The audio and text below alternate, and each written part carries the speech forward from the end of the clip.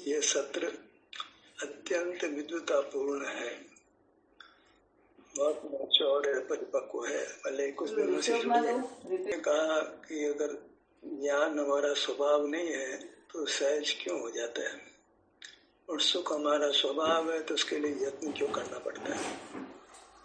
मार्मिक प्रश्न है, झकझोर देने वाला प्रश्न है। स्वभाव में प्रयत्न क्यों, विभाव सहज क्यों, विचारणीय है। तभी तो सहज होता है, तभी तो उसको स्वभाव कहा जाता है। ज्ञान हमारा स्वभाव है। ज्ञान अनादि से हो रहा है, प्रारंभ नहीं हुआ, अनादि से। जो अनादि होता है उसको अहेतु कहते हैं, बिना हेतु के। जो बिना हेतु का है उसको पारिणामिक कहते हैं। वह हमारा स्वभाव है, वह अनादि स्वभाव है, लेकिन शांत स्वभाव है। स्वभाव तो है, क्योंकि वही तो किसी को ऐसा लगता ही नहीं है कि मैं पराधीनता से जानता हूँ। किसी को नहीं लगता है, अपने आप स्वाधीनता से जानता हूँ। सबको ऐसे ही लगता है कि मैं पराधीनता से मुझे ज्ञान होता है, ऐसा किसी को नहीं लगता है। क्योंकि उस विभाव स्वभाव उसका ऐसा ही रूप है। विभाव स्वभाव है, लेकिन स्वभाव है ना, स्वभाव है वो, उसमें कारण नहीं लगता है, निष्कारण है अनादि से होने से। तो वह भी जो स्वभाव माना जाता है वह है, स्वभाव है वो, लेकिन उसका फल दुख है और उसका अंत भी आता है। चूंकि वह अनादि से है इसलिए उसमें कारण बना नहीं लगता है, और इस कारण से उनको स्वभाव भी लगता है। विद्वानों को, मुनियों को ऐसे नहीं बोलते हैं, उनको अपनी अनुभूति कहती है कि ज्ञान तो मेरे को स्वाधीनता से होता है, ज्ञान तो मेरा स्वभाव है, निरंतर होता है, निष्कारण होता है। जो पदार्थ जानने में आते हैं, अनुभूति ऐसा बोलती है सबको, उसमें कोई पराधीनता नहीं लगती है। सब कुछ निर्णय अनुभव से ही होता है। जीव को कालांतर में ऐसा भी अनुभव होता है कि अपने में आवे तो वहाँ इंद्रियों की पराधीनता नहीं है, उनको सुख स्वभाव से ही होता है। ये एक टर्निंग पॉइंट आता है जब एक दूसरा स्वभाव जो साध्य अनंत है वो प्रकट होता है। ये भी एक स्वभाव है, लेकिन ये स्वभाव स्वभाव रूप है। पहले वाला स्वभाव विभाव रूप है। स्वभाव को दो प्रकार, दो भेद किए गए, विभाव स्वभाव, स्वभाव स्वभाव। दोनों ही सहज लगते हैं। पहले जो है ज्ञान सहज लगता है, बाद में सुख सहज लगता है। दोनों की अपनी बड़ी मान्यताएं हैं, वो अपनी जगह बराबर है। पहले अनादि से ज्ञान हो रहा था, वो सहज लग रहा था, निष्कारण लग रहा था, स्वभाव लग रहा था। इधर सुख उत्पन्न हुआ तो ज्ञान पराधीन लगने लगा और सुख स्वाधीन लगने लगा। पहले ज्ञान में खड़ा था तो आंखें बंद करो, शरीर पर आओ, तो वो उसको अच्छा ऐसा लग रहा था।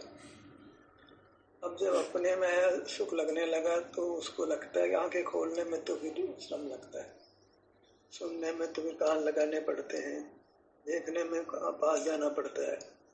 ऐसा है जी, सूंघने में भी फूल के पास जाकर सूंघना पड़ता है, इतर के पास जाना पड़ता है। चखने के लिए भोजन को जीभ में रखना पड़ता है, छूने के लिए पदार्थ के पास जाना पड़ता है, हाथ लगाना पड़ता है, पास जाना पड़ता है। जो पहले ज्ञान सहज लगता था अब असहज हो जाता है। पहले अपने में मतलब बाहर नहीं देखना, आंखें बंद करना, सही का एहसास करना, ये असहज लगता था। यत्न सहज कहाँ है? ज्ञान तो सहज लगता था और यत्न असहज लगता। यत्न तो नाम ही वह सहज का है। जब आप टर्न करते हो तो उसमें यत्न लगता है। सीधे सीधे चल रहे हो, पलटना हो तो एक स्पीड को रोकना पड़ता है, धीरे करना पड़ता है, फिर आप पलटते हो।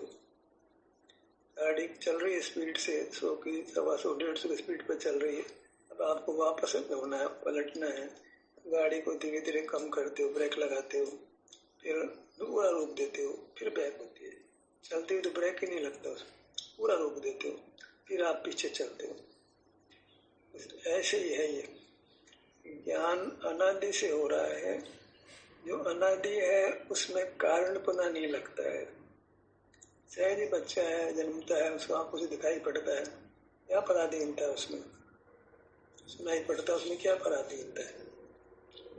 कोई पराधीनता नहीं लगती। पर को कर्तापने में तो फिर भी उसको पराधीनता लगे कि भाई यार उसमें मेरा जो नहीं चलता, वो काम करेगा नहीं करेगा, मैं कह सकता हूँ, उसको कहूँगा यार ये काम कर दे, वो करे नहीं करे भाई उसकी मर्जी। किसी को हम परम को बाध्य नहीं कर सकते हैं, कदाचित प्रयत्न कर सकते हैं, पर कर पाए नहीं कर पाए हमारे हाथ में नहीं होता। हमारा परिणाम तो हम कर सकते हैं ना, उसमें क्या स्वतंत्रता है? जानना हो, देखना हो, किसी के प्रति प्रेम भाव रखना हो, किसी को क्षमा करना हो, ये तो हमारे हाथ में है। तो क्षमा को धर्म मान लेते हैं, घमंड नहीं करते, धन है घमंड नहीं करते हैं, लगता है धर्म है। ज्ञान के साथ में कितने परिणाम फिर हमारे धर्म बन जाते हैं। क्षमा, मार्दव, आर्जव, अहिंसा, सत्य, चोरी, कितने धर्म बन जाते हैं। लगता ही धर्म है। किसी को तकलीफ में मदद करना है धर्म है, उपकार करना धर्म है। ये सब जो जो चीजें हम धर्म के नाम पर करते हैं वो धर्म जैसी लगती है हमको। ज्ञान में ऐसा ही होता है। निर्दयता के परिणाम के सामने दया का परिणाम अच्छा लगता है, क्रोध के सामने क्षमा का परिणाम सुख देता हुआ लगता है, मान में तकलीफ लगती है, निर्माण में सहज सुख लगता है। वो ऑटोमेटिक ही है, सहज है। अनादि की प्रवृत्ति एक अलग प्रकार की है, वह अपना शासन कर रही है हमारे पर अनादि से, उसका राज चल रहा है। जैसे पहले कांग्रेस के राज था, अभी बीजेपी का राज हो गया, ऐसे पहले ज्ञान का राज्य चलता है, ज्ञान का प्रभुत्व चलता है। ज्ञान हमको सहज लगता है, निष्कारण लगता है, बिना यत्न के सुनाई पड़ता है, बिना यत्न के दुर्गंध हो तो सूंघने में आती है, मौसम ठंडा हो तो बिना यत्न के जानने में आता है। तो यत्न करना पड़ता है, ठंड पड़ना शुरू हो गई, गर्मी लगने तो यत्न करना पड़ता है, गर्मी लग हो गई। पांचों इंद्रियों का व्यापार हमको बिना यत्न के होता है। जो बिना यत्न के होता है उसको स्वभाव कहते हैं, अपने स्वभाव से होता है। तो इंद्रिया क्या करेगी? इंद्रियों की तरफ तो दृष्टि नहीं जाती, दिखाई पड़ रहा है, पदार्थों को जान रहे हैं ना, गंध को जान रहे हैं, रस को जान रहे हैं, स्पर्श को जान रहे हैं, आवाज को जान रहे हैं। कहाँ परतंत्रता है? हमारी आजादी है, हम सुन रहे हैं, हमको सुनाई पड़ता है, आजादी क्या करो? सूंघने में आता है, देखने में आता है, चखने में आता है, छूने में आता है, अपने आप ही आता है। बाकी अपने से आंखें बंद करो, यत्न करना पड़ता है, ध्यान को ललाट पे लाओ, देखो वहाँ सुख शांति है, सुख का तो अनुभव कर लिया, दुख को भी आप सहन करो। ये तो वो यत्न वाला काम हो गया, वो सहज कैसे हो गया? और इसी काम को जो अभी प्रथम हमको असहज लगता है, उसी को जब हम करने लगते हैं तो वो काम फिर सहज होने लग जाता है। बिना यत्न के हम अपने में होते हैं, हमें सुख का अनुभव होता है बिना यत्न के। बाहर अच्छा नहीं लगता, पहले भीतर अच्छा नहीं लगता था, काला काला है, घबराता है, सांस रुक जाती है, नहीं अच्छा लगता है, दर्द खड़ा हो जाता है, आगे आगे वो स्थिति बदल जाती है। अपने शरीर का एहसास करने ऐसी भावना होती है, अच्छा लगता है, कुछ देखना सुनना अच्छा नहीं लगता है, मिलना जुलना अच्छा नहीं लगता है, कुछ प्रवृत्ति अच्छी नहीं लगती है, नई कहानी शुरू होती है। ये प्रथम यत्न से होती है।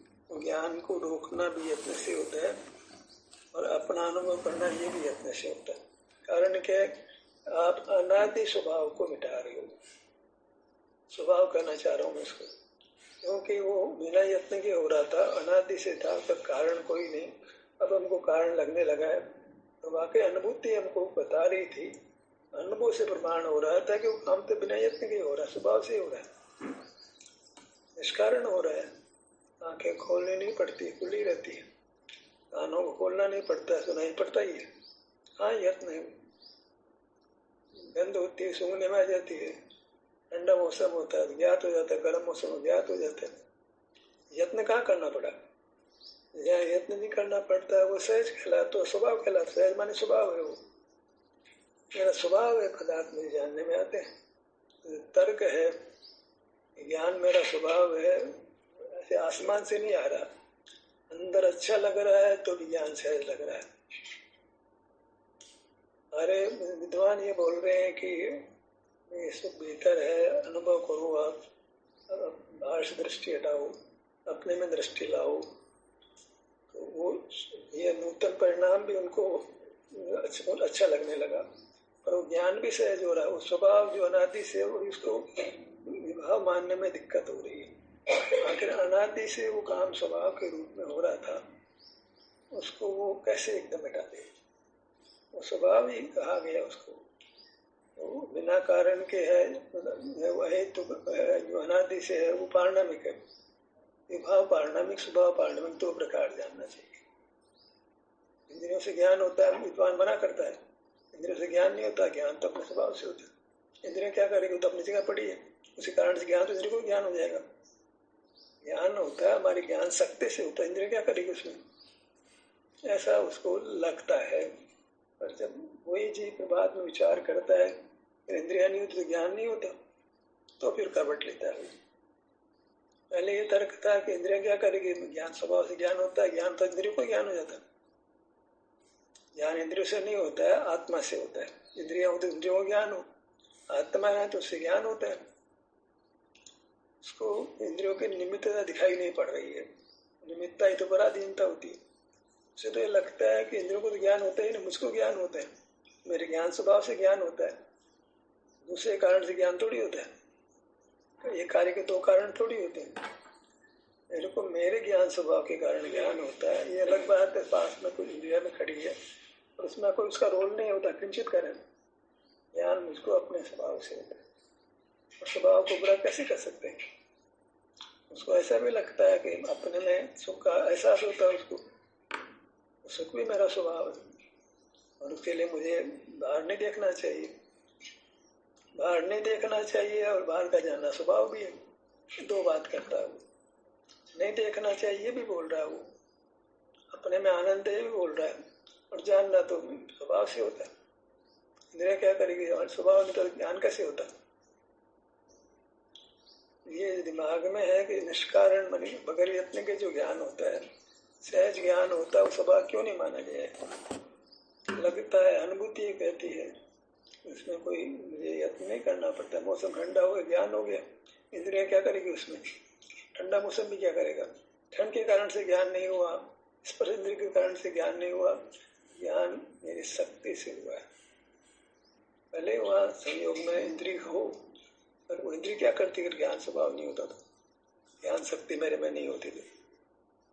वो ज्ञान शक्ति, ज्ञान का कार्य उसको पराधीन नहीं लगता है, सहज लगता है, इस कारण से उसको स्वभाव कहता है। वो उसी कारण से कर्मक्षय होने पर वो केवल ज्ञान को कहता है। जब उसको अपने में शरीर में एहसास करने में सुख लगता है तो वो लगता है कि मैं सुख स्वभावी हूँ, अभी आत्मिक स्तर पर है, तो उसको ज्ञान में अभी निर्णय नहीं हो पाता है, से समझ नहीं पाता है ज्ञान पराधीनता से हो रहा है। ज्ञान हो रहा है, मुझको मेरे में सुख भी हो रहा है, और कर्म क्षय होने के बाद में केवल ज्ञान भी होगा, केवल सुख भी होगा। ज्ञान स्वभाव उसकी पूर्णता होगी, मुझे सुख होता है उसकी पूर्णता होगी, दोनों बातें हो जाएगी। वो ऐसे ट्रांजिशन में गुजर रहा है, न तो इधर रहा न उधर रहा, दोनों को साथ निभा रहा है। ज्ञान को भी निभा रहा है, सुख को भी निभा रहा है, सुख के गीत भी गा रहा है, ज्ञान के गीत भी गा रहा है। तो वो दो घोड़ों की सवारी करता है। मैं ज्ञान आनंद स्वभावी हूँ, मैं ज्ञाता दृष्टा हूँ, और मैं आनंद का पिंड हूँ, आनंद का घट पिंड हूँ। वो दो घोड़ों की सवारी करता है जब ट्रांजिशन में होता है। अब वो कब इस ज्ञान को छोड़ दे तो उसको सम्यक दर्शन होना कहते हैं। अब उसको सम्यक ज्ञान हुआ, सम्यक हुआ। जब तक दो घोड़ों की सवारी कर रहा है तब तक उसको मोक्ष मार्ग नहीं है। जब एक घोड़े की सवारी छोड़ देता है, दूसरे घोड़े की सवारी करता है, अब तक दुर्घटना नहीं होगी। दो घोड़ों पे तो और एक घोड़ा की पांच, एक घोड़े पे पांच घोड़े पे उसके टांगे टूटने वाली है। ऐसी स्थिति बन रही है तो संसार ही होने वाला है। भले उसने कोई सुख का स्वाद चखा है, सुख लगा है, सुख का अनुभव करने का यत्न भी करता है, पांव से मस्तक तक यहाँ सुख को भोगता भी है, लेकिन अब ये निर्णय नहीं कर पा रहा है कि जो अनुभव के समय में जो पदार्थों का जानना नहीं, और सहज ज्ञान कहाँ चला गया, स्वभाव तो कहाँ चला गया। उस समय तो सहज जानने में सुख होता ही नहीं था। अब मेरे को सुख, वास्तविक में सुख लगता है, शांति लगती है। इससे मुझको मेरा स्वास्थ्य भी पहले से अच्छा लगता है, निराकुलता होती है, मार्ग की स्पष्टता लगती है।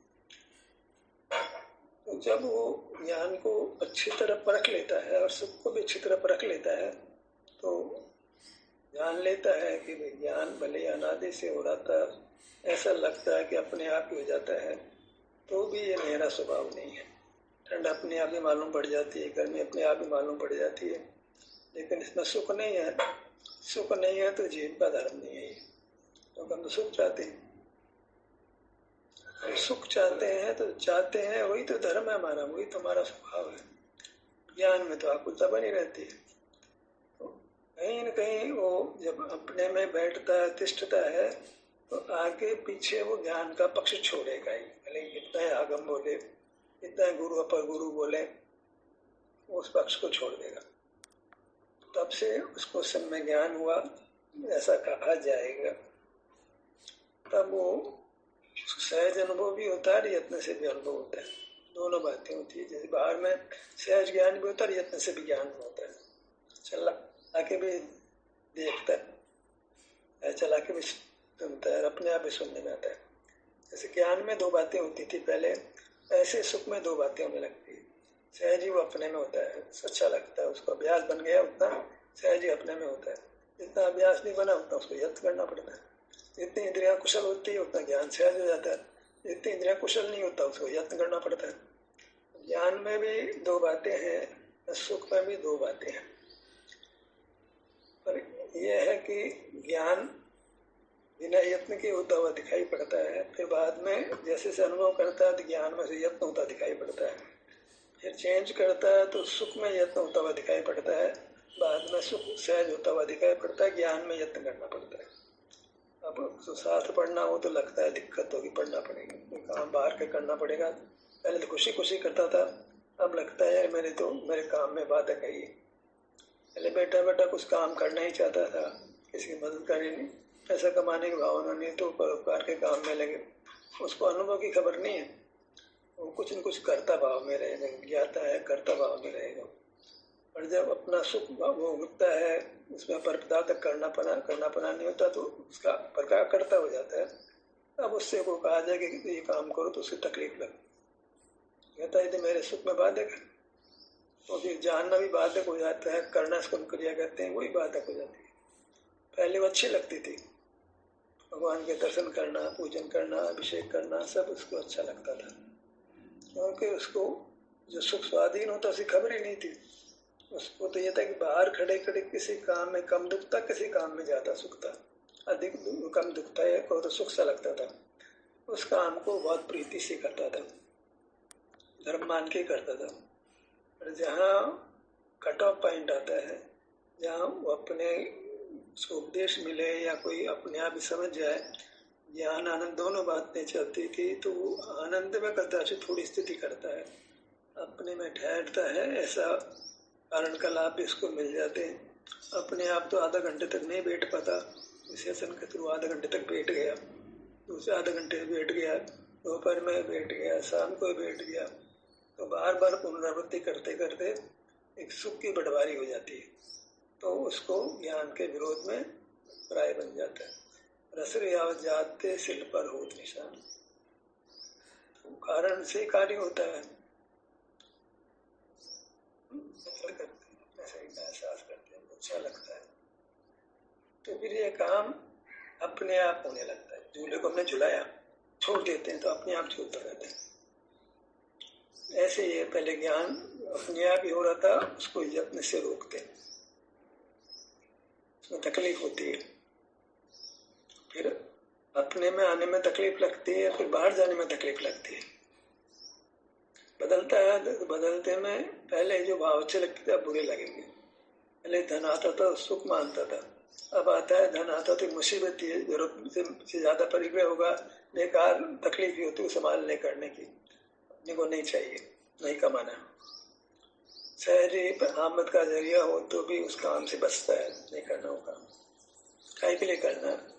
इतना दुख होता है पैसे कमाने में, पैसे के बारे में व्यवस्था करने में, कितना विकल्प होता है, छोड़ो, नहीं करना।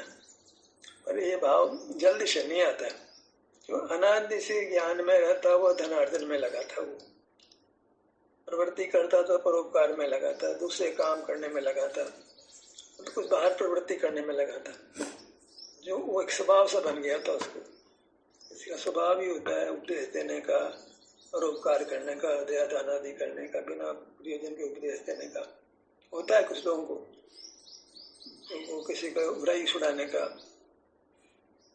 आप टैक्सी में बैठे हो, ड्राइवर से बात करने लगे, यार तुम स्मोक करते हो क्या, नॉन वेज खाते हो क्या? हाँ साहब मैं तो नॉन वेज खाता हूँ। यार अच्छी चीज़ नहीं है यार, शराब पीते हैं, देखो अच्छी चीज़ नहीं है। मतलब उसकी बुराई छुड़ाने का परिणाम।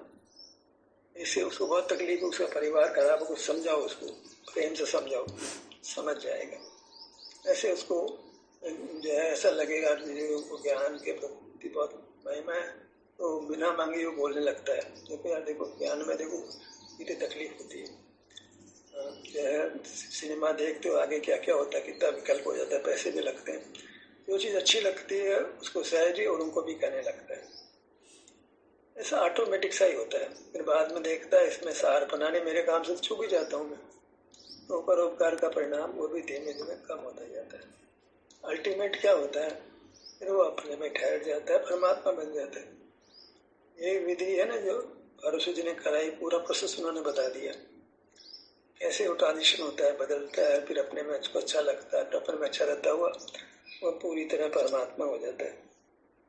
बात बहुत बढ़िया है, समझ में आ जाए तो अच्छा है। ज्ञान जो कर रहे हैं स्वभाव मान रहे हैं, उनके पीछे अपना तर्क है, उस तर्क के कारण से उनको उस तर्क को छुड़ाना बहुत मुश्किल है। वो स्वयं ही अपने शरीर का एहसास करें तो उस तर्क को छोड़ेंगे, हमारे तर्कों से नहीं छूटेगा। हम कितने तर्क देंगे, देखो इंद्रियों के बिना ज्ञान नहीं होता, तो वही तर्क देगा इंद्रियों का ज्ञान होता है। इंद्रिया क्या करेगी, ज्ञान से नहीं तो इंद्रिया क्या करेगी, ज्ञान तो अपना स्वभाव है। तो करवट लेगा तो वो अपने से ही लेगा। वो जब किसी का जब कारण से वो अपने शरीर का एहसास करने लगता है, अच्छा लगता है, तो उस आनंद के पक्ष में आता है, तो वो बदलना शुरू हो जाता है उसका। हालांकि बहुत मुश्किल काम है। अभी हमने कितने भजन भेजे, सब आनंद के पक्ष पर, उन्हीं आनंद के पक्ष में कितने भजन ज्ञान ज्ञाता किया है, जानना के पक्ष में कितने भजन उसने गाए हैं। अरे दो बातें कर रहा हूँ, ज्ञान की महिमा में भी बड़े भजन लिख रहा है, आनंद की महिमा में बहुत भजन लिख रहा है, अपने भीतर आनंद में आ जाओ भी खूब बोल रहा है, और ज्ञान को भी अच्छा मान करके केवल ज्ञान के गीत गा रहा है, अनंत गुणों का समूह बोल रहा है, एक अकेला सुख हूँ ऐसा ही बोल रहा है। दो विरोधी बातें पूरी ताकत से बोल रहा है। मैं तो केवल सुख हूँ ऐसा ही बोलता है, सुख से बना हूँ, सुख का बना हूँ और कुछ नहीं है मेरे में, और अनंत गुणों का पिंड हूँ, अनंत गुणों का समूह, ये बोल रहा है। ऐसी विरोधी बातें एक ही व्यक्ति में पूरी ताकत के साथ। जैसे आनंद आप में, आनंद में आपको बैठा देता है, दूसरा पूरा ज्ञान में बैठा देता है आपको, एक ही व्यक्ति व्याख्यान करता है। वो व्याख्यान डाले अपने यूट्यूब पर से अपने चैनल में, या ज्ञान के गीत गा रहा हूँ, कभी आनंद के गीत गाता है, कभी ज्ञान के गीत गाता है। एक ट्रांजिशन की स्टेज होती है, कब वो ज्ञान का पक्ष छोड़ देगा हमारे हाथ में नहीं है। ठीक है, आप उसे चर्चा करो, कदा समझ आ जाए तो आ जाए। दो गुणों की सवारी कर रहा है, तो हमारे विद्वान है ना, वो ज्ञान स्वभाव में दो गुणों की सवारी कर रहे हैं। केवल ज्ञान होता है, केवल दर्शन होता है, केवल सुख होता है, केवल वीर होता है। जो अन्य मतियों का है कि ओमनीप्रेजेंट होते हैं, ओमनिशेंट होते हैं, ओमनीपोटेंट होते हैं, वो सब हमने पकड़ रखा है। हमने उनके नकल किसी नहीं, हमको ऐसा लगता है, हमको शरीर में बल लगता है, शरीर हमारे साथ बल लगता है। इसमें पुद्गल क्या करेगा, बल हमारा स्वभाव है। ये नहीं लग रहा है कि भोजन खाया तब बल लगा, उसको इतर दृष्टि नहीं जाती, हमको बल लगता है। हम खरपत्थरों कहाँ बल का भाव अनुभव में आता है, कहाँ उनको बोलने की ताकत है पत्थर में। से है पहले 5 दिन एक है, इंद्रिय तो है ही, ऐसे काय बल तो है ही, पास तो है ही, आयु प्राण 4 प्राण तो कम से कम है ही है। तो 4 प्राण के तो इससे विकसित 10 प्राण है, तो वो 4 प्राण जो शुद्ध प्राण है उससे वो अनादि से जी रहा है। वो चारों प्राण जो है उसके पारणामिक भाव है।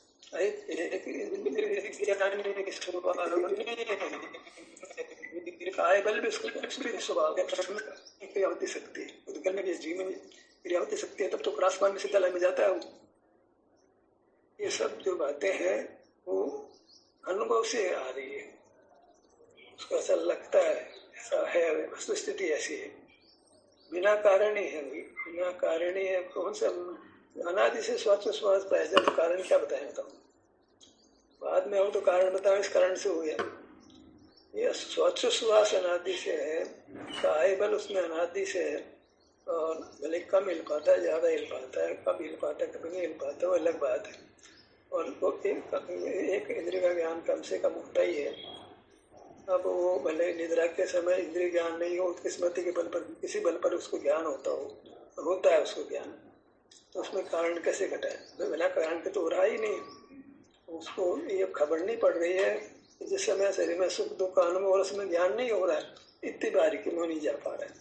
इतनी बारीकी में जाए तो मार्ग बन जाए, तो उसका चिंतन स्थूल रहता है। स्थूल रहने का कारण है कि अनादि से धारावाही रूप ज्ञान में ज्ञान स्थूल ही रहता है। जब अपना अनुभव करता है तो ज्ञान सूक्ष्म बनता है। बिना अनुभव के ज्ञान में सूक्ष्मता बारीकी पर नहीं आती, क्षमता नहीं होती है। ज्ञान जो है सक्षम ज्ञान होना, तो पार ज्ञान का धारी बन जाता है। किस बल पे बन जाता है? अनुभव के बल पर ज्ञान इतना विकसित हो जाता है। अल्टीमेटली क्या होता है, ज्ञान मिट जाता है, अनुभव रह जाता है, सुख रह जाता है। जो दूसरा पारणामिक भाव है, जो साध्यंत है, वहाँ अकेला सुख है।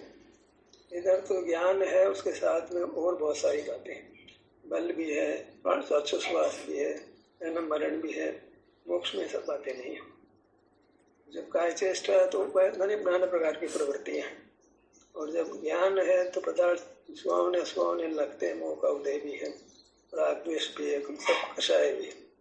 ये दो बातें हैं जिनमें हमको दोनों को ही एक प्रकार से स्वाधीन माने। और एक ऐसा है जो स्वाधीन लगता है लेकिन स्वाधीन नहीं है, दूसरा पराधीन लगता है, यत्न वाला लगता है, ध्यान में यत्न लगता है, यत्न साध्य है, जबकि वो वास्तव में स्वभाव से यत्न साध्य नहीं है। सिद्ध भगवान को बिल्कुल यत्न नहीं करना पड़ता है। जैसे ज्ञान अपने आप ही होता है ठंड गर्म काम को, ऐसे सिद्ध भगवान को बिना यत्न के सुख का अनुभव होता है। तो दोनों को किसी प्रकार से हम स्वभाव माने, किसी से झगड़ा करने की जरूरत नहीं है। उनका अपना तर्क है ज्ञान को स्वभाव मानने का, हमारा अपना तर्क अपना स्वभाव मानने का। एक विभाव स्वभाव, एक स्वभाव स्वभाव है। विभाव तो दुख ही देगा, स्वभाव सुख देगा। ज्ञान को स्वभाव बोलो कैसा, विभाव स्वभाव है, और सुख को कैसा बोलो, स्वभाव स्वभाव है। सत्र का समय पूरा होता है। आपकी सहभागिता के लिए धन्यवाद।